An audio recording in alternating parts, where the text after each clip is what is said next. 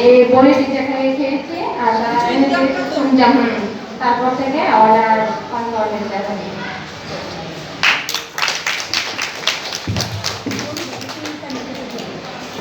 অঞ্জু নম। অঞ্জু দিদি আপনার কথাগুলো সবার সঙ্গে বলুন। নমস্কার। আজকে আমি পান খেতাম অনেক দিন যাওয়া পান খেতাম। পান খাওয়ার পর আমার ডাক্তার শুনতে আমি অনেকবার আমার পান করতাম।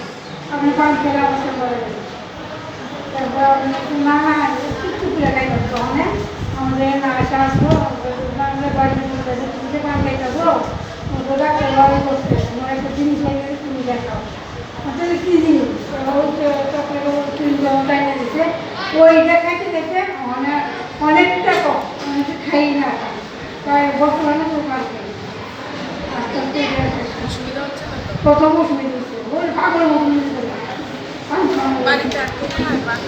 বাড়িতে খায় কিন্তু এখন কমাই দিচ্ছে সবাই কমাই দিচ্ছে অন্য খুব কম বাড়িতে পান খাওয়া বাড়িতে না এই পানি আসে আগে একটা আসল মতো আচ্ছা, পানি এখন এটা ভেঙে ওই ওই আসরটা এখন আপনি নেই? নাই। বাহ, খুব ভালো। নমস্কার। তোমার কাছ থেকে শুনবো। হ্যাঁ, এখন তোমার এই পান সেবনের অভিজ্ঞতা কতটুকু? নমস্কার, আমি বেশি দিন হয়নি আমার বাচ্চা হওয়ার পর আমি অসুস্থ যখন ছিলাম তখন আমি পানটা মানে খাওয়াটা শিখেছিলাম। তো শিখতে প্রথমে একটু খেতাম, তারপর আস্তে আস্তে এটা মাত্রা বেড়ে যাচ্ছিল। তারপর আমার শাশুড়ি মাথা যে ভাবতে হবে ওদের একা একা কথা থাকে ওটা একটু দেই। আমিও মানে প্রথম একটু খেতাম, তারপর ভালোই অভ্যাসে পরিণত হয়ে গেছে, যত খেতাম। তারপর আমার কাকিমণি উনি আমার বানিয়েছিলেন, উনি আমার কাকিমণি হয় যত বলছিল যে তুই তো বেশি দিন হয়নি তুই পান খাওয়াটা এখন বাদ দিয়ে দে, দাঁতও নষ্ট হয়ে যাবে, পরে কিন্তু ভালো লাগবে না মানুষের তুমি একদম মানে অল্প বয়সে নিয়ে।